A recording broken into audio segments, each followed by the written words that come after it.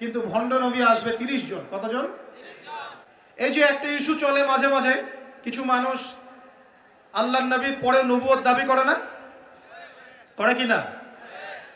আপনারা মনে করেন যে এটা হচ্ছে একটা ধর্মতাত্ত্বিক ইস্যু, অনেকেই এটা মনে করে, বেশিরভাগ মানুষই মনে করে এটা একটা রিলিজিয়াস ইস্যু, তাই না?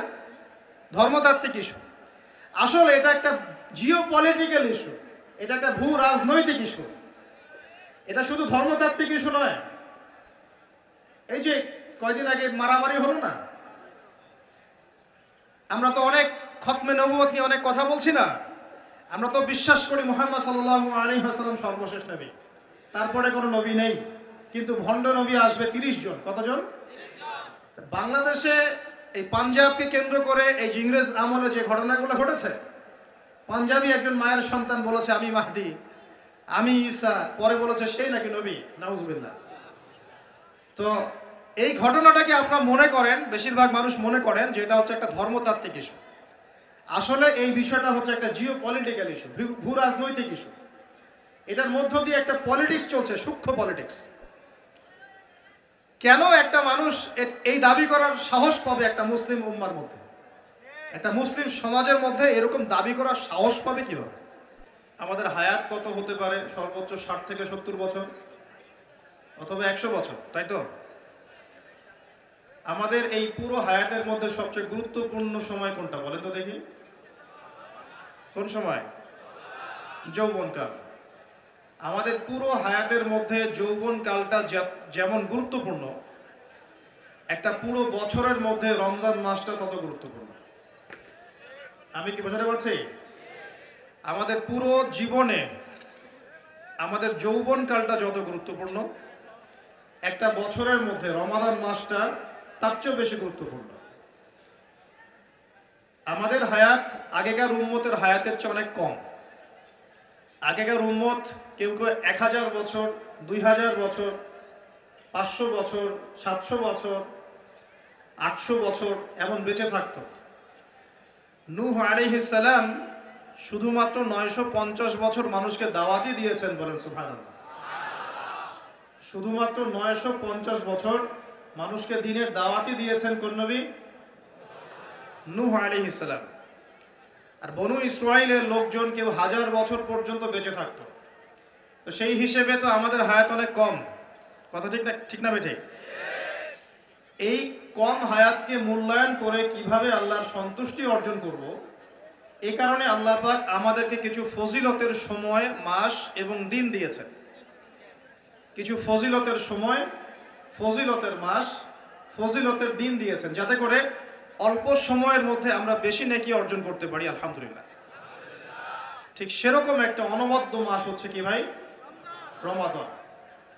প্রশ্ন হচ্ছে, রমাদান মাসের রোজা ফরজ হলো কবে থেকে? উত্তর কে দিতে পারবেন দেখি অডিয়েন্সের মধ্যে? আলেম ওলামা না, মেরাজ থেকে না, উত্তর ভুল। অডিয়েন্সের মধ্যে কে বলতে পারবেন রমজান মাসের রোজা কবে ফরজ করা হয়েছে? আজকে বাংলাদেশের সাথে কে ক্রিকেট খেললো? তোমাদের দ্বারাই হবে,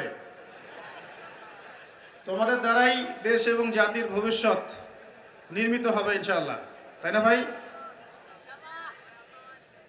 আল্লাহ মাফ করুক। এই হচ্ছে বাস্তবতা, এগুলোই বাস্তবতা। মাঝে মাঝে আমি একটু ফুটিয়ে তোলার চেষ্টা করি আর কি, এভাবে আপনারাই বুঝতে পারছেন আমাদের ইয়াং জেনারেশন দুনিয়াবি জ্ঞানে অনেক জ্ঞানী, মাশাআল্লাহ। দুনিয়ার এমন কোনো বিষয় নাই তাদের নলেজের মধ্যে নাই।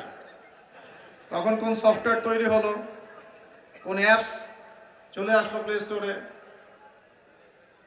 কোন ইন্টারনেটের সাইটে কি পাওয়া যায়, হ্যাঁ, কোন বাইক নতুন নামলো মার্কেটে, কোন ফোন আপডেটেড ফোন কোনটা, ভার্সন কি, কোন কোম্পানির, এভরি সিঙ্গেল থিং যেটা এই দুনিয়ার জ্ঞানের সাথে সম্পৃক্ত, আমাদের যুব সমাজ সবার আগে এর খবর পেয়ে যায়, আলহামদুলিল্লাহ। কিন্তু দিনের জ্ঞানে আমাদের যুবকদের একটা বড় অংশই মিসকিন থেকে যায়। তবে আমরাও চ্যালেঞ্জ গ্রহণ করেছি ইনশাআল্লাহ, বাংলাদেশে কোনো জাহেল যুবক থাকবে না ইনশাআল্লাহ। বাংলার মাটির সমস্ত যুবকদেরকে আমরা দিন শেখাবো ইনশাআল্লাহ। কথিত দিন শেখাবো না ইনশাআল্লাহ, প্রকৃত দিন শেখাবো ইনশাআল্লাহ। কথিত দিন আর প্রকৃত দিন কি? কথিত ইসলাম হচ্ছে সেই ইসলাম যে ইসলাম পালন করলে কোনোদিনও আপনাকে একটা গালিও খেতে হবে না, এটা হলো কথিত ইসলাম।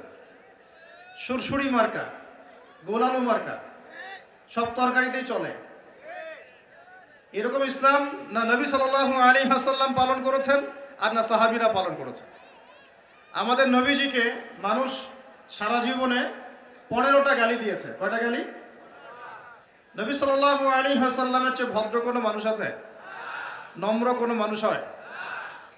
তিনি পুরো মানব জাতির জন্য নিজের জীবনটা বিলিয়ে দিলেন। নবী হওয়ার পরে শান্তিতে ঘুমাতেনও না, রাতের একটা অল্প অংশ ঘুমাতেন, আবার উঠে নামাজ পড়তেন। উম্মতের জন্য অবর্ণনীয় কষ্ট সহ্য করেছেন। তো সেই মানুষটাকে মানুষ কেন 15টা গালি দিল? কারণ তিনি এমন একটা ইসলাম, প্রচলিত জাহিলিয়াতের বিরুদ্ধে এমন এক ইসলামের কথা বলেছিলেন যে ইসলামে শুধু সৎ কাজে আদেশ ছিল না, অসৎ কাজে নিষেধও ছিল। কথা কি বুঝতে পারছেন? যে ইসলাম শুধুমাত্র সৎ কাজে আদেশ করতো না, অসৎ কাজে নিষেধও করত। তো এখন দেখা যায় আমরা মাশাআল্লাহ নামাজ রোজা হজ জাকাত করি, তাসবিহ তাহলিল করি, দাড়ি টুপি রেখে ঘুরে বেড়াই, মনে করি যে আমরা প্রকৃত ইসলাম ফলো করছি। কোনো কোনো ক্ষেত্রে এই বিষয়টা সঠিক নয়। আপনি নামাজের দাওয়াত দিলে কেউ আপনাকে কিছু বলবে না, রোজা হজ জাকাত জিকির আজকার তাসবিহ তাহলিলের দাওয়াত দিলে কেউ কিছু বলবে না। তো যখনই আপনি বলতে যাবেন যে সারা বিশ্বে নির্যাতিত মুসলিমদের পক্ষে থাকতে হবে, তখনই সমস্যা। যখনই বলবেন সারা বিশ্ব জুড়ে হারাম সুদভিত্তিক যে অর্থনৈতিক সিস্টেম চলছে, ইসলাম এটা সমর্থন করে না, তখনই সমস্যা। যখন আপনি বলবেন যে আল্লাহ পাকের এই জমিন, আল্লাহ পাকের এই পৃথিবী, আল্লাহ পাকের আকাশ, আল্লাহ পাকের মহাবিশ্ব, এই পুরো মহাবিশ্বে শুধু আল্লাহ পাকের সার্বভৌমত্ব চলবে, আর কারো চলবে না, তখনই সমস্যা। যখন আপনি সৎ কাজের পাশাপাশি অসৎ কাজেও নিষেধ করবেন, তখনই কিন্তু সমস্যা, তখনই আপনাকে মানুষ গালি দিবে। নবী সাল্লাল্লাহু আলাইহি ওয়াসাল্লামকে মানুষ শুধু গালি দিয়েছে এমন নয়, তাকে সারা জীবনে 13 বার হত্যা করার চেষ্টা করা হয়েছে। কতবার? বিস্তারিত জানতে পড়ুন আল্লামা সফিউর রহমান মোবারকপুরী রাহিমাহুল্লাহ তার লিখিত একটি অনবদ্য বই আর রাহিকুল মাখতুম, নাম শুনেছেন? এই বইটা পড়লেই বুঝতে পারবেন। 1182টা বইয়ের মধ্যে প্রথম স্থান অধিকারী বই।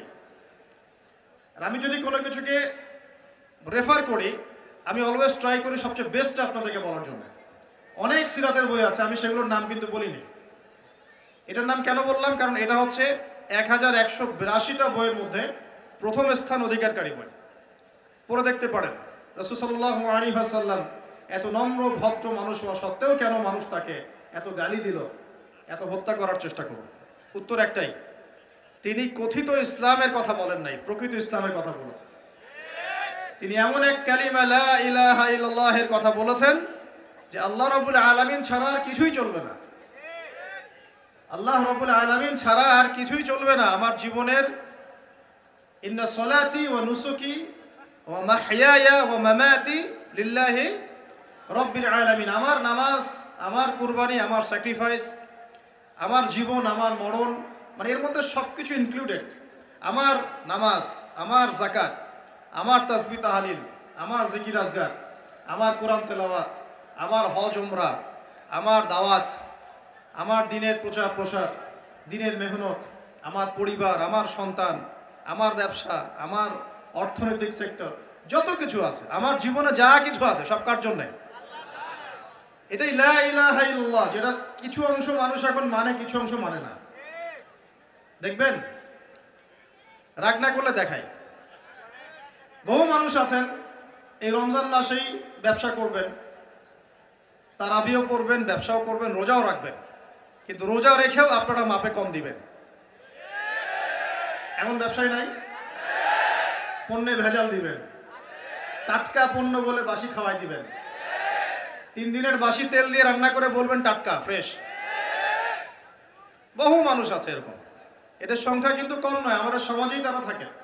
কিন্তু তারা কিন্তু রোজাও রাখবে, আবার তারাবির নামাজও পড়বে, এখন তার মানে তার চিন্তা ভাবনা কেমন? তার চিন্তা ভাবনা হচ্ছে লা ইলাহা ইল্লাল্লাহ মুহাম্মাদুর রাসূলুল্লাহ মসজিদে আছে, ব্যবসায়িক ক্ষেত্রে নাই। এটা কি ঠিক? নাকি লা ইলাহা ইল্লাল্লাহ সবখানে থাকবে? বহু মানুষ দেখা যায় মসজিদে 5 ওয়াক্ত নামাজ পড়েন, মসজিদে নামাজ পড়েন, কপালে সেজদার দাগ আছে, পায়ের মধ্যে সেজদার দাগ আছে। এমন অনেক মানুষই নামাজও পড়েন কিন্তু অর্থনৈতিক জীবনে আবার সুদও খান। আছে কি নাই? এক্স ওয়াইডেড যে কেউ হতে পারে, যে কেউ হতে পারে। তো এখানে তার থিঙ্কিংসটা কি, তার আদর্শ দর্শনটা কি, তার ফিলোসফি কি?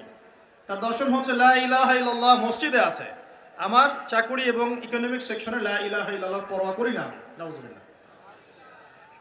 আবার বহু মানুষ সমাজের মধ্যে কাজ করেন, এখানে তারা লা ইলাহা ইল্লাল্লাহকে পাত্তা দিচ্ছেন না, নিজের মনে যেটা ভালো মনে হয় সেটাই করছেন, নিজের মনে যেটা খারাপ মনে হয় সেটাই করছেন। তো ভালো খারাপ, ন্যায় অন্যায়, হক বাতিল চূড়ান্ত করবে কে? আল্লাহ পাক যেটাকে ন্যায় বলেছেন সেটাই ন্যায়, আল্লাহ পাক যেটাকে অন্যায় বলেছেন সেটাই অন্যায়, আল্লাহ যেটাকে হক বলবেন সেটাই হক, আল্লাহ যেটাকে বাতিল বলবেন সেটাই কি? এই বিষয়টা কি মানতে আমাদের আপত্তি আছে? তাহলে এখন ন্যায় অন্যায় হক বাতিল কে ফিক্স করবে, আমি নাকি আল্লাহ রাব্বুল আলামিন? বহু মানুষ মাদক দ্রব্যটাকে অনেকে হালাল মনে করে খায়, হালাল মনে করে, আবার অনেকে খায় কিন্তু এটা যে বড় মাপের কবিরা গুনাহ এটা সে বিশ্বাস করে না, চিন্তা করে না। তো মাদক হালাল না হারাম, ভালো না মন্দ, এই ডিসিশন কে নিবে, আমি না আল্লাহ? অনেকে জেনা করি, নাউজুবিল্লাহ, ফ্রি মিক্সিং এর মধ্যেও জেনা হয়, ছেলে মেয়েদের সাথে অবাধে জেনা হয়। এই যুগটা কিন্তু জেনারই যুগ। এখন জেনাকে উস্কে দেওয়া হচ্ছে। এখন তো দেখলাম যে ধর্ষকদের গ্যাং বের হয়েছে, গ্যাং, এরা মেয়েদেরকে টার্গেট করে করে ধর্ষণ করে, টার্গেটেড গ্যাং, কিশোর গ্যাং যেমন এরকম ধর্ষণ গ্যাং আছে। আর মেয়েদেরকে ভুলিয়ে ভালিয়ে, প্রেমের কিছু প্রস্তাব দিয়ে ভুলিয়ে ভালিয়ে মেয়েদেরকে বিছানায় নিয়ে যায়, নিয়ে গিয়ে অবৈধ সম্পর্ক করে এটার ভিডিও ধারণ করে, করে পরবর্তীতে মেয়ে এবং মেয়ের পরিবারকে ব্ল্যাকমেইল করে। এরকম গ্যাং বের হয়েছে। সমাজের প্রত্যেক বাড়ির কর্তা, ভাই, স্বামী এবং মা বোনদেরকে আমি আমার পক্ষ থেকে সতর্ক থাকার অনুরোধ করব, কোনো অবস্থাতেই নিজেদের পরিবারের সম্মান যেন নষ্ট না হয়। আর যদি এমন অপরাধ প্রমাণিত হয় অবশ্যই প্রশাসনের দ্বারস্থ হবেন এবং চক্ষু লজ্জা বাদ দিয়ে বিচারের আওতায় আনার চেষ্টা করবেন। আল্লাহ পাক তৌফিক দান করবেন। তো আমি একটা কথার দিকে ফোকাস করছিলাম যে দেখুন, ন্যায় অন্যায়, হক বাতিল, সত্য মিথ্যা কে নির্ধারণ করবে? আমাদের কাছে যেটা ভালো মনে হয় সেটাই সবসময় ভালো নয়, আল্লাহর কাছে যা ভালো মনে হবে সেটাই ভালো, আল্লাহর কাছে যেটা খারাপ সেটাই খারাপ, রাসূলের কাছে যা ভালো সেটাই ভালো, রাসূল যাকে খারাপ বলেছেন সেটা কি? খারাপ। সিম্পল। এই জিনিসটা চিন্তা করলেই ব্যাস আত্মসমর্পণ করা সহজ হবে ইনশাআল্লাহ। এখন আল্লাহ রাব্বুল আলামিন আমাদেরকে এই দ্বীন ইসলাম দিয়েছেন। দ্বীন ইসলামের ভিত্তি কি? কোরআন এবং হাদিস। ইসলামের ভিত্তি কি? কোরআন এবং হাদিস। নবী সাল্লাল্লাহু আলাইহি ওয়াসাল্লাম বিদায় হজের ভাষণে বলে গেছেন, তারাকতু ফিকুম আমরাইন, আমি তোমাদের মাঝে ছেড়ে গেলাম দুটো বস্তু। কয়টা বস্তু ভাই? লান তাদিল্লু মা তামাসসাকতুম বিহিমা, তোমরা কোনোদিন পথভ্রষ্ট হবে না যতদিন পর্যন্ত এই দুটোকে আঁকড়ে ধরে থাকবে। এক, কিতাব আল্লাহ, আল্লাহর কিতাব মানে আল কোরআন, ওয়া সুন্নতি নবীহি, এবং তার নবীর সুন্নাত মানে হাদিস। কোরআন এবং সুন্নাহ নবী সাল্লাল্লাহু আলাইহি ওয়াসাল্লাম রেখে গেলেন, আমাদেরকে বললেন দুটোকে শক্ত করে আঁকড়ে ধরে থাকতে। অন্য হাদিসে নবীজি বলছেন মারির দাঁত দিয়ে কামড়ে ধরে থাকবে, মারির দাঁত দিয়ে কামড়ে ধরবে, কারণ সামনের দাঁত দিয়ে কিছু কামড়ে ধরলে টান দিলে বের হয়ে আসে, মারির দাঁত দিয়ে কামড়ে ধরলে অত সহজে টান দিলে বের হবে না। তো নবীজি বলছেন কোরআন এবং সুন্নাহকে মারির দাঁত দিয়ে কামড়ে ধরে থাকবে। এখন আমরা যে বিষয় থেকে এখানে আসলাম, যে আল্লাহ রাব্বুল আলামিন আমাদেরকে যে পুরো জীবন দিয়েছেন, এই জীবনের মধ্যে যৌবন যত গুরুত্বপূর্ণ, আমাদের পুরো বছরের মধ্যে রমজান মাস কিন্তু তার চাইতে বেশি গুরুত্বপূর্ণ। রমাদানের সওম ফরজ হয়েছে দ্বিতীয় হিজরিতে। কত হিজরি ভাই? দ্বিতীয় হিজরি। আবার কি? আল্লাহর নবীর নবুয়ত জীবন 23 বছর। কত বছর? এই 23 বছরের প্রথম 13 বছর তিনি ছিলেন মক্কায়। কোথায়? পরের 10 বছর ছিলেন কোথায়? মদিনায়। এই যে মদিনায় হিজরত করলেন তিনি, হিজরত মানে স্থানান্তরিত হলেন। এই হিজরতের প্রথম বছরটাকে বলা হয় প্রথম হিজরি, হিজরতের দ্বিতীয় বছরটাকে বলা হয় দ্বিতীয় হিজরি। এই দ্বিতীয় হিজরিতে আল্লাহ রাব্বুল আলামিন রমজান মাসের রোজাটা ফরজ করেছেন। তার আগে কি ফরজ ছিল তাহলে? তার আগে ফরজ ছিল আশুরা রোজা। কিসের রোজা? আশুরা রোজার নাম শুনেছেন তো? কোনটা? হ্যাঁ হ্যাঁ, যেদিনে মূসা আলাইহিস সালাম এবং বনু ইসরাইলকে আল্লাহ পাক ফেরাউনের বাহিনী থেকে নাজাত দিয়েছে, এটা না? আচ্ছা, এটা আগে ফরজিয়াতের পর্যায়ে ছিল। যখন রমাদানের সওম ফরজ করা হয় তখন এটা নফল হয়ে গেল এবং গুরুত্বপূর্ণ নফল। এখন দ্বিতীয় হিজরিতে শুধুমাত্র রোজাই কিন্তু ফরজ হয়নি, আরো দুইটা জিনিস হয়েছে যেটা অনেকে আলোচনায় নিয়ে আসেন না। দ্বিতীয় হিজরিতে 3টা জিনিস আমরা পেয়েছি। কয়টা ভাই? 3টা। এক, আগে আমরা নামাজ পড়তাম বাইতুল মাকদাস বা বাইতুল মাকদিস, ওই যে জেরুজালেম, সেদিকে মুখ করে নামাজ পড়তাম। ওইটা ছিল আমাদের কেবলা। কেন কেবলা ছিল? কারণ সমস্ত আম্বিয়া কেরামের বেশিরভাগই সেখানে এসেছেন এবং সেখান থেকে নবী সাল্লাল্লাহু আলাইহি ওয়াসাল্লামকে মেরাজে নিয়ে যাওয়া হয়েছে এবং ওই জায়গাটা বরকতময়। আমাদের প্রথম কেবলা ছিল বাইতুল মাকদিস, একটা বরকতময় জায়গা, যেই জায়গাকে কেন্দ্র করে শেষ জামানায় বহু ঘটনা ঘটবে এবং ঈসা আলাইহিস সালাম ইনশাআল্লাহ সেই জায়গা থেকে সারা বিশ্বে ইসলামিক রেভলিউশন ক্রিয়েট করবেন। 40 বছর তিনি এই পুরো বিশ্ব শাসন করবেন। নবী ঈসা আলাইহিস সালাম কোত্থেকে? এই জেরুজালেম থেকে। এগুলো অচির হবে, বলা সুবহানাল্লাহ। এই জায়গাটা অনেক গুরুত্বপূর্ণ। ঈসা ইবনে মারইয়াম সেখানে ইসলামিক রেভলিউশন ক্রিয়েট করবেন অচিরে। কত বছর পরে আল্লাহ ভালো জানেন, কিন্তু এটা হবে, না হয়ে কিয়ামত হবে না ইনশাআল্লাহ। ওই দিকে মুখ করে আমরা আগে নামাজ পড়তাম। কেন? এটা প্রমাণ করার জন্য যে মুহাম্মদ সাল্লাল্লাহু আলাইহি ওয়াসাল্লাম সমস্ত নবীদের মধ্যেই একজন। এই সমস্ত নবীদের প্রতি আমরা ঈমান রাখি, আমরা তাদেরকে আলাদা করে চিন্তা করি না, করি? আমরা বিশ্বাস করি না মূসা আলাইহিস সালাম আল্লাহর নবী, ঈসা আলাইহিস সালাম আল্লাহর নবী, দাউদ, সুলাইমান সবাই আল্লাহর নবী এবং মুহাম্মদ সাল্লাল্লাহু আলাইহি ওয়াসাল্লাম আল্লাহর নবী। কিন্তু ওরা বিশ্বাস করে না যে মুহাম্মদ সাল্লাল্লাহু আলাইহি ওয়াসাল্লাম আল্লাহর নবী। আমরা কিন্তু সমস্ত নবীদেরকে বিশ্বাস করছি, বলেন আল্লাহু আকবার। তো এখন দেখেন, এই একাত্মতা পোষণ করার জন্য আমরা কিন্তু প্রথম কেবলা ছিল আমাদের কোন দিকে? বাইতুল মাকদিসের দিকে। যখন মুহাম্মদ সাল্লাল্লাহু আলাইহি ওয়াসাল্লামকে দেখেও চিনল না, মদিনায় পেয়েও তার দ্বীন ইসলাম কবুল করলো না, তাকে শেষ নবী বলে স্বীকার করলো না, তখন আল্লাহ রাব্বুল আলামিন নবী সাল্লাল্লাহু আলাইহি ওয়াসাল্লামকে বললেন, তোমার চেহারা এখন ঘুরিয়ে নাও কাবার দিকে, বলেন সুবহানাল্লাহ। এই যে রমজান মাসে আমরা নতুন একটা দিক পেলাম, নতুন এক কেবলা পেলাম, নতুন একটা জাতি গঠন করলাম। আল্লাহু আকবার। রমজান মাস শুধু রোজা দেয় নাই, একটা জাতির ঐক্য দিয়েছে, বলেন সুবহানাল্লাহ।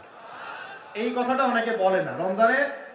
রমজানে রোজা ফরজ হয়েছে, পাশাপাশি একটা নতুন জাতির উত্থান ঘটেছে। তার নাম কোন জাতি? মুসলিম জাতি। যে জাতি সমস্ত নবীদেরকে আল্লাহর নবী বলে স্বীকার করে। ইব্রাহিম আলাইহিস সালাম আল্লাহর নবী, আমরা তাও স্বীকার করি। দাউদ, সুলাইমান, মূসা, ঈসা সবাই আল্লাহর নবী, আমরা স্বীকার করি। তাওরাত, জাবুর, ইনজিল সমস্ত কিতাব আল্লাহ নাজিল করেছেন, আমরা স্বীকার করি। তবে আমরা বিশ্বাস করি এই কিতাব এবং রাসূলগণ একটা নির্দিষ্ট সময়, নির্দিষ্ট গোত্রের জন্য প্রযোজ্য ছিলেন। যখন মানুষ সেই আসমানি কিতাব বিকৃত করা শুরু করেছিল, আল্লাহ পাক নতুন কিতাব নাজিল করেছেন। এরই ধারাবাহিকতায় আল্লাহ পাক সর্বশেষ নবী মুহাম্মদুর রাসূলুল্লাহ সাল্লাল্লাহু আলাইহি ওয়াসাল্লামকে শেষ নবী করেছেন, যার পরে আর কোনো নবী নাই। এবং তার কাছে নাজিল করেছেন আল কোরআন। এই কোরআনের পরেও কোনো কিতাব নাই। এই যে একটা ইস্যু চলে মাঝে মাঝে, কিছু মানুষ আল্লাহর নবীর পরে নবুয়ত দাবি করে না, করে কি না? আপনারা মনে করেন যে এটা হচ্ছে একটা ধর্মতাত্ত্বিক ইস্যু, অনেকেই এটা মনে করে, বেশিরভাগ মানুষই মনে করে এটা একটা রিলিজিয়াস ইস্যু, তাই না? ধর্মতাত্ত্বিক ইস্যু। আসলে এটা একটা জিওপলিটিক্যাল ইস্যু, এটা একটা ভূ রাজনৈতিক ইস্যু। এটা শুধু ধর্মতাত্ত্বিক ইস্যু নয়, এই যে কয়দিন আগে মারামারি হলো না, আমরা তো অনেক খতমে নবুয়ত নিয়ে অনেক কথা বলছি না? আমরা তো বিশ্বাস করি মুহাম্মদ সাল্লাল্লাহু আলাইহি ওয়াসাল্লাম সর্বশেষ নবী, তারপরে কোনো নবী নেই, কিন্তু ভণ্ড নবী আসবে 30 জন। কতজন? বাংলাদেশে এই পাঞ্জাবকে কেন্দ্র করে এই যে ইংরেজ আমলে যে ঘটনাগুলো ঘটেছে, পাঞ্জাবি একজন মায়ের সন্তান বলেছে আমি মাহদি, আমি ঈসা, পরে বলেছে সেই নাকি নবী, নাউজুবিল্লাহ। তো এই ঘটনাটাকে আপনারা মনে করেন, বেশিরভাগ মানুষ মনে করেন যে এটা হচ্ছে একটা ধর্মতাত্ত্বিক ইস্যু। আসলে এই বিষয়টা হচ্ছে একটা জিও পলিটিক্যাল ইস্যু, ভূ রাজনৈতিক ইস্যু। এটার মধ্য দিয়ে একটা পলিটিক্স চলছে, সূক্ষ্ম পলিটিক্স। কেন একটা মানুষ এই দাবি করার সাহস পাবে একটা মুসলিম উম্মার মধ্যে, একটা মুসলিম সমাজের মধ্যে এরকম দাবি করার সাহস পাবে কিভাবে? একটা এলাকায় মনে করেন সবাই খাস পর্দা করে, ওখানে একটা মেয়ে কি একদম বিকিনি পরে বের হওয়ার সাহস পাবে? যখন সাহস পাবে তখন বুঝতে হবে ওর পিছনে অনেক শক্তিধর কোনো শক্তির হাত আছে, আদারওয়াইজ সে তো সাহস পেত না। বুঝতে পারছেন না কথা? এখানে মনে করে কেউই মাদক সেবন করে না, সবাই মাশাআল্লাহ মুত্তাকি মানুষ, এবং ওপেনে একজন মানুষ মদের বোতল করে মদ খাওয়া শুরু করে। এই সাহসটা যে পেল, নিশ্চয়ই এর পিছনে কোনো শক্তি আছে, হয় শয়তানি আছে, অথবা না হয় তার কোনো ইকোনমিক পাওয়ার আছে, না হলে কোনো জিও পলিটিক্যাল শক্তি আছে। এই ইস্যুটা শুধুমাত্র ধর্মতাত্ত্বিক ইস্যু নয়, এর পিছনে একটা পুরো ভূ রাজনৈতিক ইস্যু আছে। এটা বুঝবে কারা? যারা খেদের, যারা শেষ জামানার খেদের, যারা শুধু বাইরের চোখ দিয়ে দেখে না, যারা ভিতরের চোখ দিয়ে দেখতে পারে। আমার কথা কঠিন মনে হচ্ছে কি? যারা শুধু বাইরের চোখ দিয়ে দেখে না, ভিতরের চোখ দিয়েও দেখতে পারে, এরা বুঝতে পারবে ইনশাআল্লাহ। অনেক সময় অমুসলিম ভাইয়েরাও ভিতরের চোখ দিয়ে দেখা শুরু করেছে এখন। হ্যাঁ, কোনো কোনো ক্ষেত্রে মুসলিমরাই ভিতরের চোখ দিয়ে দেখতে পাচ্ছে না, অমুসলিমরা দেখতে পাচ্ছে। কারণ আমাদের ভেতরটা তো এখন মানে করাপ্টেড হয়ে গেছে। অহংকার, রিয়া, গীবত, তমত, হিংসা, বিদ্বেষ, আমাদের কলব তো মরে শেষ। কলব মরে গেলে ভিতরের চোখ দিয়ে আমরা দেখবো কিভাবে? আল্লাহ রাব্বুল আলামিন আমাদের সবাইকে ভিতরের চোখ জিন্দা করার তৌফিক দান করুন। প্রিয় ভাইরা, রমজান মাসে শুধু রোজা ফরজ হয়নি, সর্বপ্রথম যেটা হয়েছে কেবলা পরিবর্তন করে দেওয়া হয়েছে। কেবলা পরিবর্তন মানে কি? কেবলা পরিবর্তন মানে হচ্ছে একটা নতুন জাতিগত উত্থান, বলি আল্লাহু আকবার। এরপরে আমরা আর পিছনে ফিরে তাকাই নাই, আমরা আমাদের গতিতে এগিয়ে গেছি। মাত্র 10 থেকে 12 বছরের মধ্যেই, 12 বছর না, মাত্র 8 থেকে 10 বছরের মধ্যেই যেই মক্কা থেকে আমরা বিতাড়িত হয়ে মদিনায় গিয়েছিলাম, সেই মক্কা আবার দখল করেছে আলহামদুলিল্লাহ। শুধু সেই মক্কাই নয়, ওই মক্কা থেকে আমরা প্রায় অর্ধেক বিশ্ব শাসন করেছি আলহামদুলিল্লাহ। কেবলা পরিবর্তন মানে নতুন এক জাতির উত্থান। আমরা কি রমজানে জাতিগত উত্থান দেখতে পারবো ইনশাআল্লাহ? তো একটা জাতি কখন উন্নতি করবে? যখন জাতির জনগণ ভিতর থেকে মুত্তাকি হবে, আমরা ভিতর থেকে নামাজি হব, আল্লাহওয়ালা হব, আমানতদার হব, সৎ হব, আমরা হারাম ছেড়ে দিব, দুর্নীতি ছেড়ে দিব, অন্যের ক্ষতি করব না, একটা সম্প্রীতির সমাজ করব, তখন না আমরা ইনশাআল্লাহ উত্থান করবো, নাকি ভাই? যদি আমরা একে অপরের সাথে হানাহানি, মারামারি, কাটাকাটি করি, হিংসা, বিদ্বেষ, গীবত, তহমত, হারাম খাই, মাপে কম দেই, দুর্নীতি করি, অন্যের ক্ষতি করি, হ্যাঁ, হত্যা, রাহাজানি, ছিনতা, এগুলোতে লিপ্ত থাকি, এই জাতিকে উন্নতি করতে পারবে ভাই? সবচেয়ে বড় কথা, যদি আমরা জ্ঞান অর্জন না করি, আমরা কি উন্নতি করতে পারবো? শুধু কি অর্থ দিয়ে উন্নতি করা যায়? উন্নতির মানদণ্ড কি বলেন তো? জ্ঞান। জ্ঞান উন্নতির মানদণ্ড কি? জ্ঞান। জ্ঞান ছাড়া উন্নতি নাই। শুধু টাকা দিয়ে উন্নতি করা যায়? যায় না। আল্লাহ রাব্বুল আলামিন আমাদের সবাইকে দ্বীনের জ্ঞান অর্জন করার তৌফিক দান করুন। তো রমজানের প্রথম কি পেয়েছেন? কেবলা পরিবর্তন। এবার রমজানের সাওমকে ফরজ করা হয়েছে, পুরো মাস সাওম রাখবেন। আল্লাহু আকবার, পুরো মাস।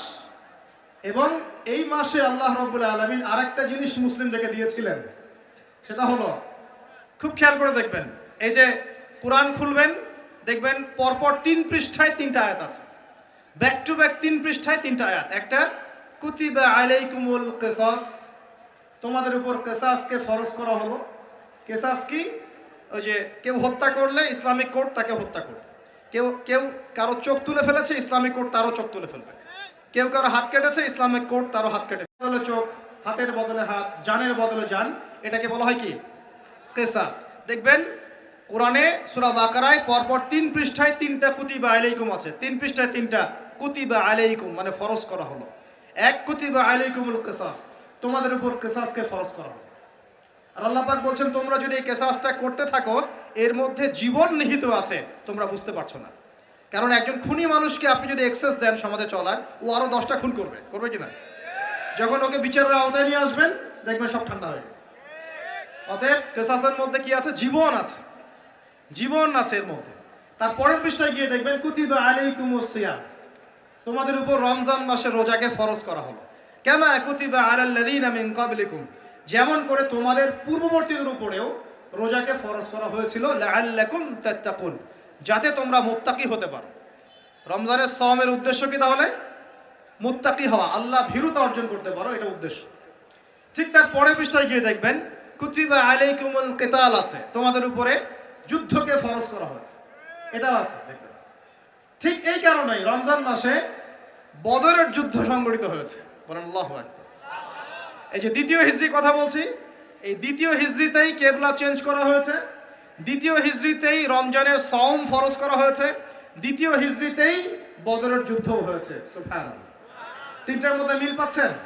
এই তিনটাই কোরআনের পরপর 3 পৃষ্ঠা আছে। কুতিবা আলাইকুমুল কিসাস, কুতিবা আলাইকুমুস সিয়াম, কুতিবা আলাইকুমুল কিতাল, এটার মধ্যে একটা মিল আছে না?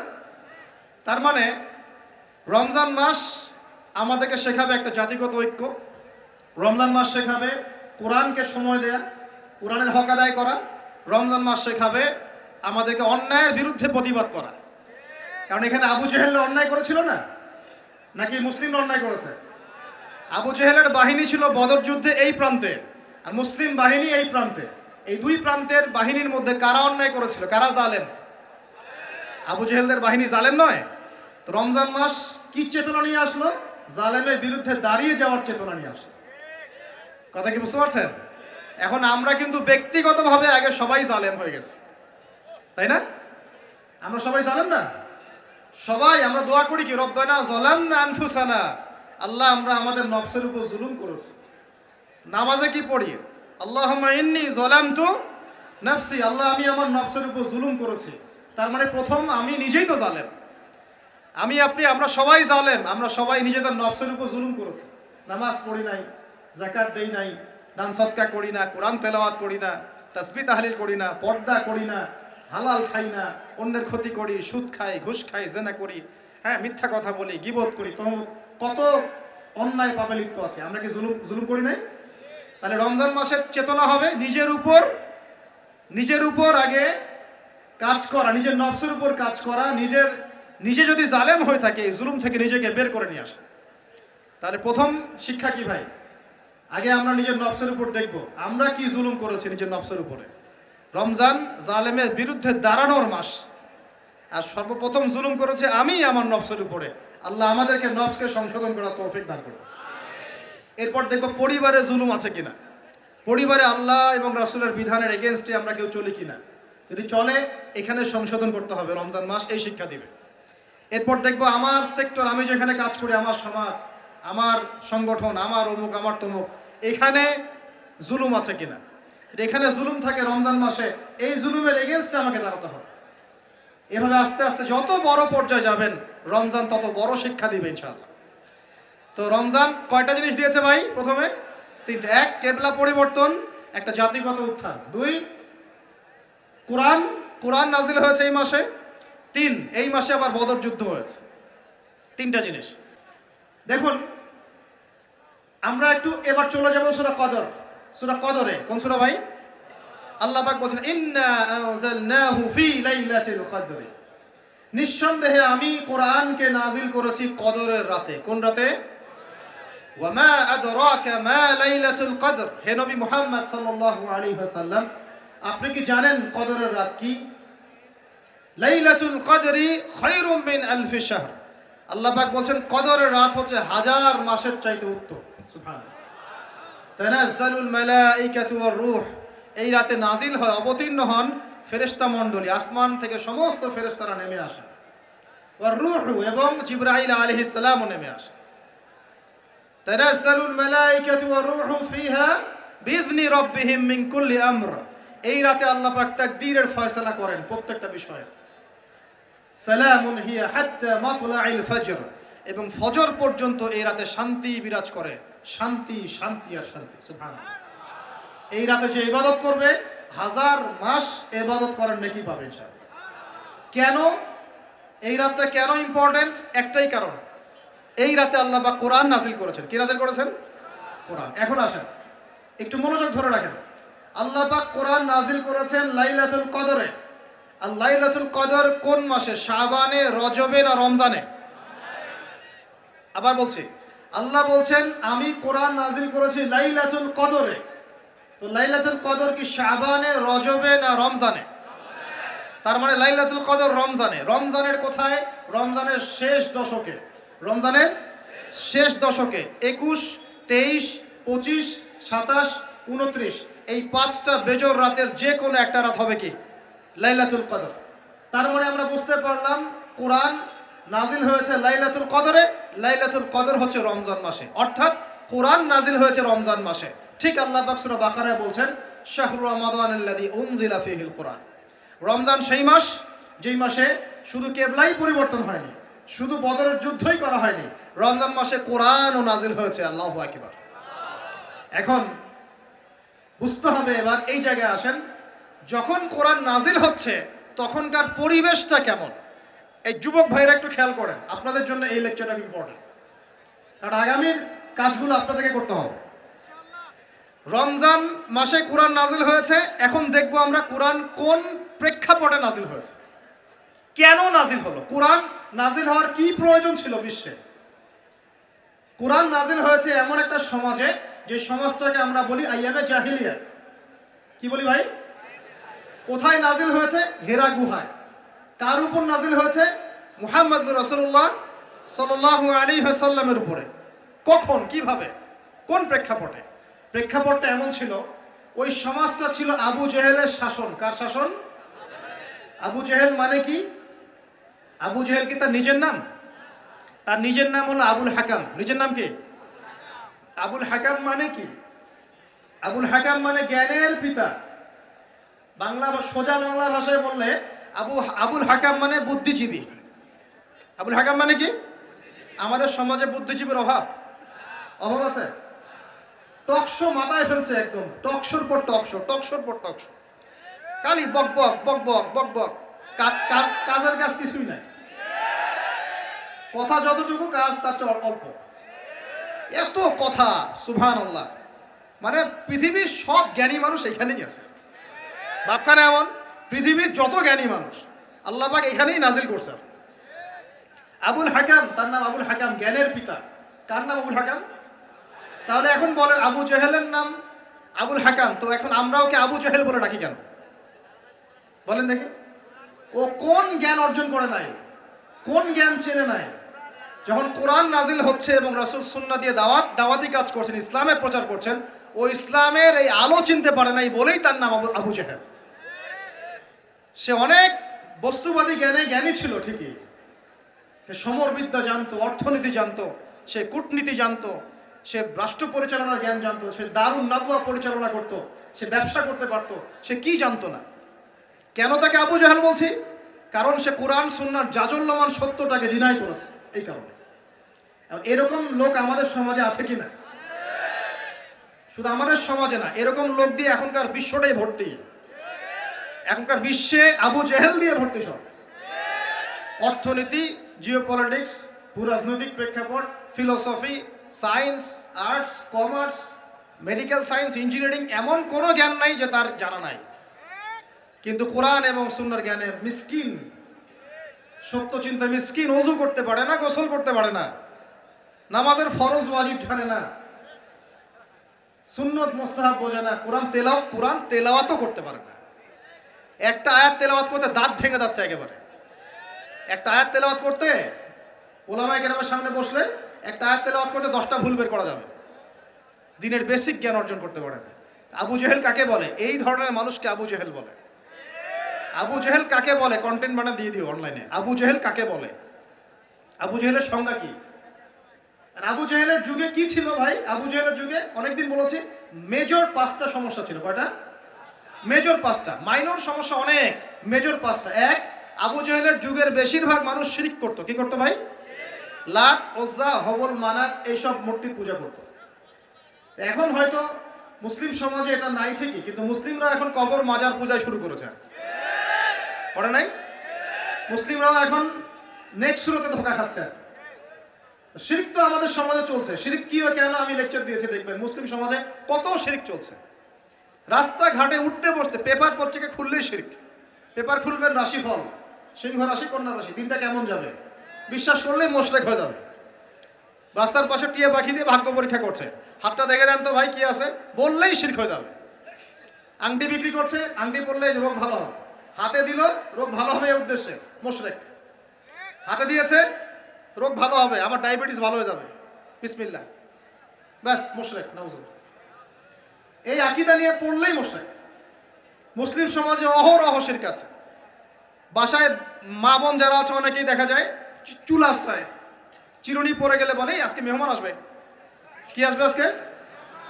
মেহমান আসবে আজকে, বললেই শিরক। বাসা থেকে বের হচ্ছেন, আপনার পাঞ্জাবিটা একটু আটকে গেছে, আপনার স্ত্রী বলছে একটু বসে যান, অমঙ্গল হতে পারে, বসেন, বাস মোশরেক, শিরক হয়ে গেল।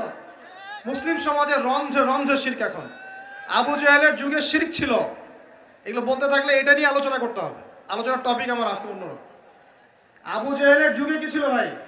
শিরক ছিল, সমাজে রন্ধ্রে রন্ধ্রে শিরক ছিল। এখনকার সমাজেও শিরক আছে। তারা লা ইলাহা ইল্লাল্লাহ না পড়ে শিরক করতো, আমরা পড়েও শিরক করি। আল্লাহ পাক আমাদের সবাইকে শিরকের পাপ থেকে হেফাজত করুন বলি। এই একটা পাপ যদি কেউ না করে ইনশাল্লাহ সে জান্নাতে যাবে, যতই পাপ করুক না কেন। জেনা করেছে, মদ খেয়েছে, মিথ্যা বলেছে, অনেক কিছু করেছে, শুধু শিরকের পাপ করে নাই, আল্লাহ তাকে মাফ করে দিবেন ইনশাআল্লাহ। বিশ্বাস করলেন না কথাটা? নবীজি বলেছেন এই উম্মতের যে কোনো ব্যক্তি যতই পাপ করুক না কেন আল্লাহ পাক সমস্ত পাপ মাফ করতে পারেন, কিন্তু শিরকের গুনাহ আল্লাহ পাক মাফ করবেন না। তওবা করে যদি মারা না যায় মাফ করবেন না। একটা এক্সাম্পল দিয়ে বুঝাচ্ছি তাহলে ক্লিয়ার হয়ে যাবে। মনে করেন কেউ একজন জেনা করেছে, তওবা করার সুযোগ হয় নাই, মারা গেছে, নাউজুবিল্লাহ। এখন আল্লাহ পাক কিয়ামতের মাঠে এই জেনার পাপটা মাফ করে দিতে পারেন, যদিও সে তওবা করে নাই। যদিও সে তওবা করে নাই, আল্লাহ পাক এই পাপটাও মাফ করতে পারেন। কিন্তু একজন ব্যক্তি শিরক করেছে, তওবা করে নাই, কিন্তু এই অবস্থায় যদি কাল কিয়ামতের মাঠে আল্লাহর সাথে সাক্ষাৎ করে, আল্লাহ তার গুনাহ মাফ করবে না। এই শিরক আর অন্য পাপের এই হলো পার্থক্য। তাহলে সবচেয়ে কোন বিষয়টা থেকে আমাদের বেঁচে থাকা উচিত ভাই? শিরক কি ও কেন, একটা বই পাওয়া যায়, কিনে নেবেন। কিতাবুত তাওহীদ একটা বই আছে, পড়ে নেবেন। কুরআন সুন্নাহর আলোকে বিশুদ্ধ আকীদা, এরকম অনেক বই পাওয়া যায়। আর আকীদা সংক্রান্ত একটা অনবদ্য বই হলো আল আকীদা আত-তাহাওয়িয়া। এই চারটা পাঁচটা বই পড়লে আপনার শিরকের কনসেপ্ট ক্লিয়ার হয়ে যাবে ইনশাআল্লাহ। আল্লাহ পাক আমাদেরকে পড়াশোনা করার তৌফিক দান। এবার আসেন, আবু জেহেলের যুগে ছিল সুদ। সুদ সুদ বুঝেন কি না? 100 টাকা দিলাম, 105 টাকা দেওয়া লাগবে। 1 লাখ টাকা দিলাম, 1 লাখ 1000 টাকা দেওয়া লাগবে। 1 লাখ 1 টাকাও যদি দেন, ওই 1 টাকাই সুদ। সুদ তো আমরা বুঝি না। এখন তো পেপার মানির মধ্যেও সুদ আছে, ইলেকট্রনিক মানির মধ্যেও সুদ আছে। সামনে একটা আসবে অচিরেই, ক্রিপ্টোকারেন্সি, বিটকয়েন, ওটার মধ্যেও সুদ থাকবে। সুদ ভিত্তিক ইকোনমিক সিস্টেম দিয়ে পুরো বিশ্বটাকে অক্টোপাসের মতো একদম পেঁচিয়ে ধরা হয়েছে। মানে এটা যদি ওয়ার্ল্ড হয়, এটাকে চেপে ধরছে এভাবে, সুদ দিয়ে এভাবে চেপে ধরছে।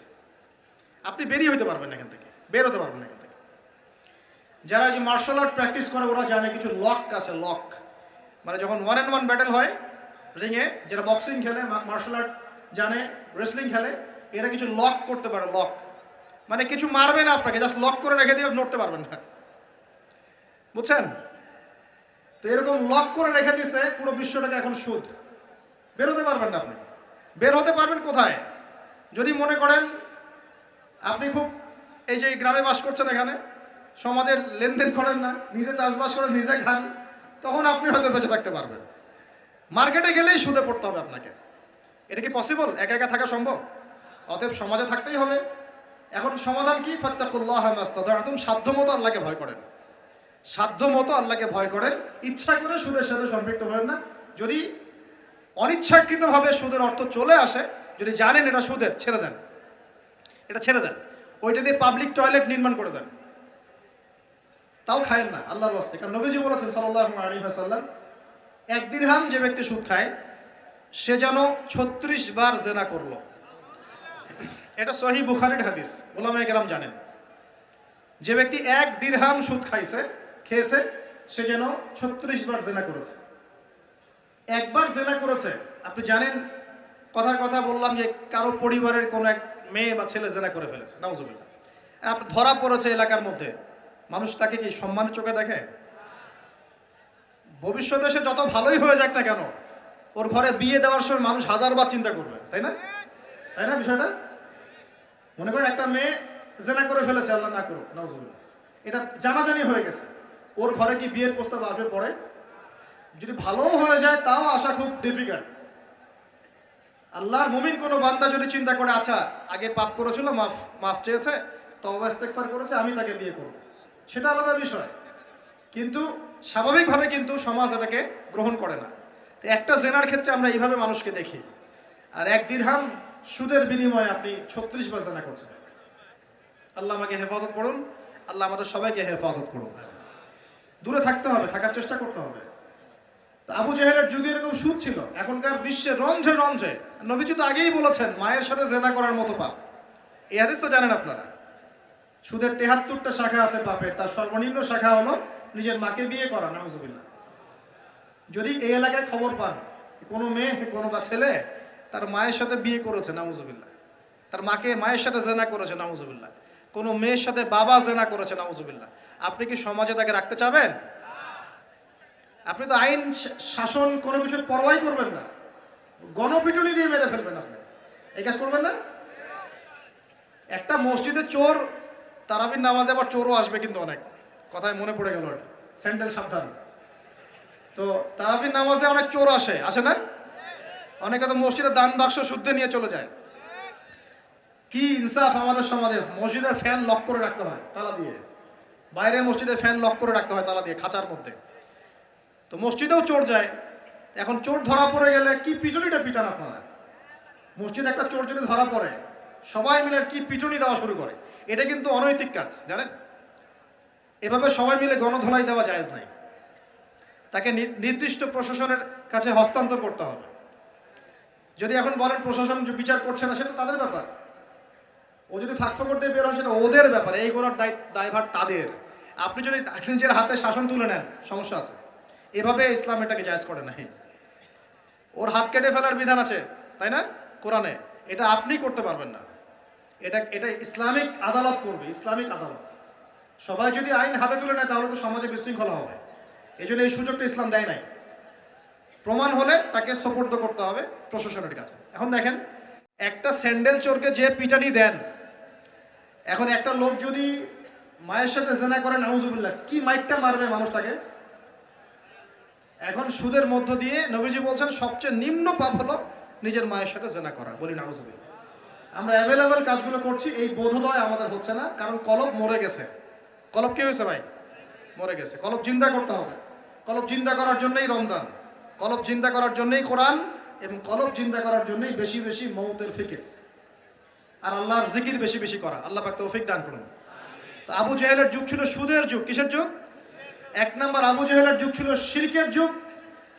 2, আবু জেহেলের যুগ ছিল সুদের যুগ। 3, আবু জেহেলের যুগ ছিল মাদকের যুগ। কিসের যুগ? এখন নাই? কম না বেশি? সুবহানাল্লাহ। রাস্তাঘাটে দেখি ছোট ছোট ছেলে পেলে এই যে প্লাস্টিকের ভিতরে কি কি জানি খায়, ছোট ছোট ছেলে, একদম ছোট কচি কাঁচা বাচ্চা। এদের ভবিষ্যৎ নিয়ে ভাববেটাকে? আমাদেরকে ভাবা উচিত না ভাই? আমাদের যুবকদের মধ্যে বড় একটা অংশ আজকে মাদকের ভয়াল থাবায় ডুবে গেছে, যায় নাই? এদেরকে ফেরাতে হবে না?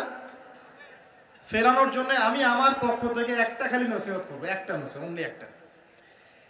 সারা দুনিয়ার মাদক যদি সেবন করো, তোমার মনের কষ্ট দূর হবে না। মাদকের কাছে গিয়েছে কেন? আমি বলছি কেন গিয়েছে জানেন? এক সঙ্গদোষ, কোনো খারাপ সার্কেলে পড়েছে, বলেছে আয় একটু সিগারেটে টান দে, কি সমস্যা? ও একদিন টান দেওয়া শুরু করেছে, পরে আস্তে আস্তে আস্তে আস্তে অভ্যস্ত হয়ে গেছে। তো দেখুন, ওই স্মোক করতে গিয়ে আস্তে আস্তে বড় নেশা চলে গেছে, সঙ্গদোষ। 2 নম্বর, ওই যে একটা প্রেম করছে জীবনে, প্রেমিকা ছেড়ে চলে গেছে, ওর ধারণা যে দুনিয়ার সব আমার চলে গেছে। একটা মেয়ে, একটা মেয়ে, মেয়ের অভাব নাকি দুনিয়ায়? হ্যাঁ, মেয়ের অভাব মনে করেন? শেষ জামানায় একটা ছেলের ঘাড়ের মধ্যে 40টা মেয়ে থাকবে। আরে ভাই, 40টা বউ না, 40টা মেয়ে, মহিলা। মানে আপনার ঘাড়ে থাকবে আপনার স্ত্রী, আপনার কন্যা, আপনার মা, আপনার বোন, আপনার শাশুড়ি, আপনার খালা, সব আপনার ঘাড়ে। শেষ জামানায় মেয়েদের সংখ্যা আস্তে আস্তে বাড়তে থাকবে, ছেলেদের সংখ্যা আস্তে আস্তে কমতে থাকবে। যুদ্ধ বিগ্রহ বেশি হবে, মানুষ, ছেলে মানুষ একটু বেশি মারা যায় না, বাইরে চলাফেরা বেশি করে, অ্যাক্সিডেন্ট আছে, রোড অ্যাক্সিডেন্ট, এই সেই, যুদ্ধ বিগ্রহ। এমনি গড়াইও ছেলেদের কম, আর ছেলেদের জন্মহার কিন্তু মেয়েদের চেয়ে কম। কারণ শিশু ছেলে মারা যায় বেশি, মেয়েরা মারা যায় কম। ছেলেরা এমনিতেই সংখ্যায় কম হবে, আর শেষ জামানায় মেয়েদের সংখ্যা আরো বেশি বাড়তে থাকবে। তো একটা মেয়ে চলে গেছে, ব্যাস আপনি জীবনটা নষ্ট করে ফেললেন। কি হয়েছে? আর এগুলো কিন্তু কোনো ভালোবাসা না, এগুলো হচ্ছে একটা আবেগ। এটার নাম কি ভাই? এটা জাস্ট একটা আবেগ। এখানে মূল সমস্যাটা ভালোবাসা না, এখানে মূল সমস্যাটা ছিল আপনি আপনার নফসের কাছে হেরে গেছেন। আপনি আপনার নফসের কাছে হেরে গেছেন, আপনি আপনার প্রবৃত্তির কাছে হেরে গেছেন। এটা ছিল একটা জেনা, একটা যৌনতা, এটা ভালোবাসা ছিল না। এটাকে আমরা বলবো আপনি হরমোনিয়াস হয়েছেন। হরমোন আপনার শরীর থেকে যে থ্রো করে, এই হরমোনের ফলে আপনি একটা হরমোনিয়াস হয়েছেন, দ্যাটস অল। আর যে মেয়েটা আপনাকে উঠতি বয়সে এইসব মিথ্যা প্রতিশ্রুতি দিয়েছিল, সেও ছিল একটা প্রতারক। কি ছিল একটা? সে নিজেও জানতো না যে সে নিজে কি করছে, সে নিজেও জানতো না সে চায় কি। তখন আপনিও বুঝতেন না আপনি কি চান। এগুলো আর জীবন জগৎ, বাস্তবতা, রেসপন্সিবিলিটি সম্পূর্ণ আলাদা জিনিস। ভালোবাসার সংজ্ঞা কি তাহলে? ভালোবাসার সংজ্ঞা হচ্ছে, ভালোবাসার ডেফিনেশনটা হচ্ছে যে আপনি যাকে পছন্দ করেন, যাকে আপনি ভালোবাসেন, তাকে আপনি কতটুকু বোঝেন, এটা হলো ভালোবাসার ডেফিনেশন। আপনি তাকে বোঝেন কিনা, আপনি তার স্বপ্নের পাশে অংশীদার হতে পারছেন কিনা, তার যে লাইফের অ্যাম্বিশন, এখানে আপনি তার পাশে সাথ দিতে পারছেন কিনা, তার হাত ধরে থাকতে পারছেন কিনা, সে হোঁচট খেলে আপনি তার পাশে থাকতে পারছেন কিনা, হ্যাঁ, সে খারাপ সময় পার করলে আপনি তাকে সাপোর্ট দিতে পারছেন কিনা, আপনি তাকে কনফিডেন্স দিচ্ছেন কিনা। এগুলো ভালোবাসা। আমরা আমাদের সন্তানদেরকে ভালোবাসি না? সন্তান পড়ে গেলে আমরা হাত ধরে তুলি, ওঠো, কিছু হয়নি, আবার যাও, এটার নাম ভালোবাসা। আর এই যে নোংরা জেনা, হারাম অ্যাফেয়ার্স, এটার মূল জিনিসটা যৌনতা। এটা কি জিনিস ভাই? যৌনতা। যারা বলে না এখানে একটা ডিভাইন লাভ আছে, ঐশ্বরিক লাভ, আমি বলি একটা প্রতারণা। ঐশ্বরিক লাভ না, এটা হচ্ছে শয়তানি লাভ। কারণ কি দেখেন, মনে করেন আপনি তাকে খুব ভালোবাসেন, সে আপনাকে অনেক ভালোবাসে, তাহলে এখন তার সাথে দেখা করেন না, দেখাটা বন্ধ করে দেন, হাত ধরেন না, জড়াই ধরেন না, শারীরিক সম্পর্ক করেন না। আপনি এখানে তার সাথে পর্দা মেনটেন করেন, দেখেন পারেন কিনা। সে বলবে না আমি রাজি না। মেয়েও রাজি হবে না, ছেলেও রাজি হবে না। মেয়েও একটু সুরসুরি পছন্দ করে, ছেলেও পছন্দ করে। আর এদিকে তো বিয়ে কঠিন করে ফেলা হয়েছে, এদিকে আবার পর্নোগ্রাফি ছড়ায় দেওয়া হয়েছে। তো সব মিলায় এরা নিজের চরিত্রকে হেফাজত করতে ব্যর্থ হচ্ছে। সলিউশন কি? সলিউশন হচ্ছে ভালো কাজে ব্যস্ত থাকা, নামাজ ঠিকঠাক মতো পড়া, কোরআনকে সময় দেয়া, রিজিকের সোর্স তৈরি করে আল্লাহর কাছে একজন নেককার মেয়ে চেয়ে নেয়া, এবং দিনদারিতে দেখে একটা মেয়েকে বিয়ে করে ফেলা। বিয়ে করবেন জাস্ট যখন আপনি কবুল বলবেন আল্লাহ পাকের কালিমাকে সাক্ষী রেখে, আপনি ফিল করবেন যে তখনই আল্লাহর পক্ষ থেকে এই অপরিচিত একটা মানুষের প্রতি আপনার একটা মহব্বত তৈরি হয়ে যাবে। এটাই ভালোবাসা, এটাই ভালোবাসা। আর এটা আল্লাহ রাব্বুল আলামিন সূরা রুমের মধ্যে বলেছেন। সূরা রুমে আল্লাহ বলেছেন ওয়াজআলা বাইনাহুম মাওয়াদ্দাতা ওয়া রাহমা, আমি আল্লাহ তাদের মাঝখানে মহব্বত এবং ভালোবাসা সৃষ্টি করে দিই। আল্লাহু আকবার। আল্লাহ সৃষ্টি করে দেন। আমাদের নানীদেরকে দেখবেন, নানা নাই, দাদা নাই, দাদি নানীদেরকে দেখবেন, বলবেন না আমি আমার স্বামীর ভিটা ছেড়ে কোথাও যাব না, বলে না? তাদের বিয়ে হয়েছিল, দেখা যায় দাদার বয়স ছিল তখন 16 আর দাদির বয়স ছিল তখন 14। এখন তো করা যাবেই না, এটা করলে আপনাকে শাস্তির আওতায় নিয়ে আসবে। তবে 16 বছর বয়সে আপনি জেনা এখন করতে পারবেন, ঠিক আছে? নাউজুবিল্লাহ। নানির বয়স ছিল 10-12, নানার বয়স ছিল 20। এইসব সময় বিয়ে হয়েছে না? 30, 40, 50 বছর সংসার করছে, কোনোদিন সংসারে ভাঙন হয় না। আচ্ছা না? এমন এটা ভালোবাসা।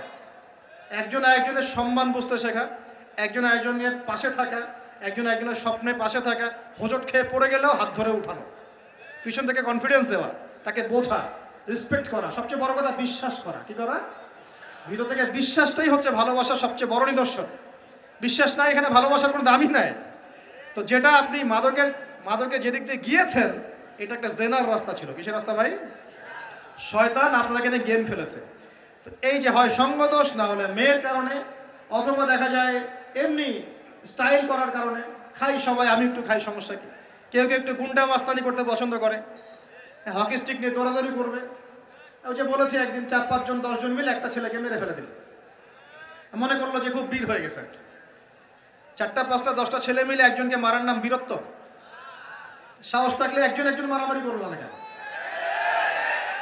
একজন একজন করতাম, দেখতাম কার কত শক্তি। এখন তো মেয়েরাও মেয়েদেরকে মারা শুরু করছে। মাশাআল্লাহ, সবখানে উন্নতি অগ্রগতি হচ্ছে। এটা নারী উন্নয়ন। এটা কি নারী উন্নয়ন না? হ্যাঁ, মাশাআল্লাহ। এখন এই জন্যই বলি যে কি বলবো, যে শিক্ষা প্রতিষ্ঠানে আল্লাহর ওয়াস্তে এইসব বন্ধ করেন। শিক্ষা প্রতিষ্ঠান যারা চালান, আল্লাহর ওয়াস্তে এখানে পরিবেশ নিশ্চিত করেন। পড়াশোনার একটা পরিবেশ দরকার হয়। শুধু টিচার ভালো হলে, সিলেবাস ভালো হলেই পড়াশোনা হয় না।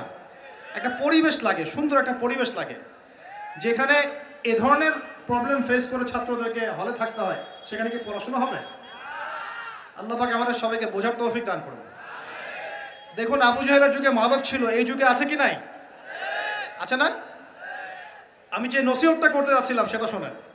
সেটা হলো, সারা দুনিয়ার সমস্ত কষ্ট, সারা দুনিয়ার যত কষ্ট, দুঃখ এবং যন্ত্রণা যা আপনি নিজের মনে করছেন যেগুলো আমার, মাদক আপনার এই কষ্ট, দুঃখ, যন্ত্রণা নেভাতে পারবে না।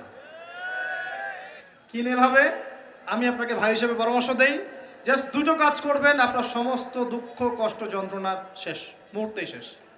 1 নাম্বার, সুন্দর করে ওযু করে মসজিদে গিয়ে আল্লাহকে সেজদা করেন, আপনার সমস্ত কষ্ট চলে যাবে। চলে যাবেই, আমি গ্যারান্টি দিচ্ছি 100%। 100% গ্যারান্টি, আপনার সমস্ত কষ্ট চলে যাবে ইনশাআল্লাহ। আমাদের নবী যখনই কষ্ট পেতেন নামাজে দাঁড়িয়ে যেতেন। তুমি কষ্ট পেলে ব্যঞ্জন ধরাও। যখনই নবী কষ্ট পেতেন, তার কষ্ট মনে হতো, খারাপ লাগতো, কোনো কিছু উদ্বিগ্ন, চিন্তিত হতেন, তিনি ওযু করে নামাজে দাঁড়াতেন আল্লাহু আকবার বলে। আর তুমি গ্যাস লাইটার বের করেই বাস ধরিয়ে টান দেওয়া শুরু করো। অনেস্টলি বলেন দেখি, ওটা টানলে কি কষ্ট কমে? কষ্ট কমে না? পারে, আরো বাড়বে। যত আপনি জিয়ে রাখবেন তত বাড়বে। একটা মজার কথা বলে আমি আস্তে আস্তে শেষের দিকে যাবো, আলোচনা কিন্তু আর লম্বা হবে না, রমাদান দিয়ে শেষ করবো। শোনেন, এক ব্যক্তি খুব বেশি কাঁদে, তো ওই ব্যক্তির সামনে গিয়ে একজন একটা কৌতুক বলছে, কৌতুকটা বলছে, সে ব্যক্তি বলছে আমি এই কৌতুক বহুদিন শুনছি, এই কৌতুক শুনে আমি অনেকদিন হাসছি, একই কৌতুক কতবার আমাকে শোনাও। তখন সেই ব্যক্তি বলছে, দ্বিতীয় ব্যক্তি, যে একটা কৌতুক শুনে যদি তুমি বারবার হাসতে না পারো, তাহলে একই দুঃখের কথা মনে করে বারবার কাঁদো কেন? কথা বুঝতে পারছেন না? ঘটনা তো গন, কে শেষ, ওটা আমার জীবন থেকে ওভার। ওর সাথে আপনার অতীতের সাথে আপনার এখনকার কি সম্পর্ক? এখনকার আপনি নতুন মানুষ, এবং সেটা গন, কেস শেষ। অতএব মাদক আপনাকে সুখ দিবে না। সেজদা, অজু করে সেজদা মানে নামাজ, এবং 2 সবচেয়ে আমার সবচেয়ে ফেভারিট জিনিস, সেটা হলো আল কোরআন তেলাওয়াত। আল কোরআন অর্থ বোঝেন চাই নাই বোঝেন, আপনি তেলাওয়াত করতে থাকেন, মনের সব কষ্ট চলে যাবে ইনশাআল্লাহ। এমন একটা শান্তি ফিল করবেন, এই শান্তির কথা যদি ওই যে পশ্চিমারা জানতো না, তাহলে এখানেই বোম মারা শুরু করতো আর কি। কথা বুঝতে পারছেন? আল্লাহ আমাদেরকে বোঝার তৌফিক দান করুন। 1 নাম্বার সবক, আবু জাহেলের যুগে কি ছিল ভাই? শিরক। আবু জাহেলের যুগে 2 নাম্বার কি ছিল ভাই? সুদ। 3 নাম্বার কি ছিল ভাই? 4 নাম্বার ছিল মেয়েদের অবমাননা। এটা আমাদের এখানে নাই। এটা নিয়ে আজকে আর কথা বলতে পারতেছি না, রুচি নাই, সময় নাই। সমাজের রন্ধ্রে রন্ধ্রে এখন মেয়েদের উপর নির্যাতন না? ধর্ষণ, জেনা, ব্যভিচার, পরকীয়া বাড়ছে না? বেহায়াপনা বাড়ছে না? ওই যে ছেলেদের পোশাক পরে মেয়েরা ঘুরছে না? নোংরামি, ফাহেসা কাজ বাড়ছে না? এই কারণেই তো ভূমিকম্প আসবে। এই কারণে কি আসবে? ভূমিকম্প আসবে, তো আমি তো জানি আসবে ইনশাআল্লাহ। কবে আসবে সেটা জানি না, কিন্তু যে পাপগুলোর কারণে এগুলো আসে এটা দেখা যাচ্ছে। আল্লাহ আমাদেরকে হেফাজত করুন বলি আমিন।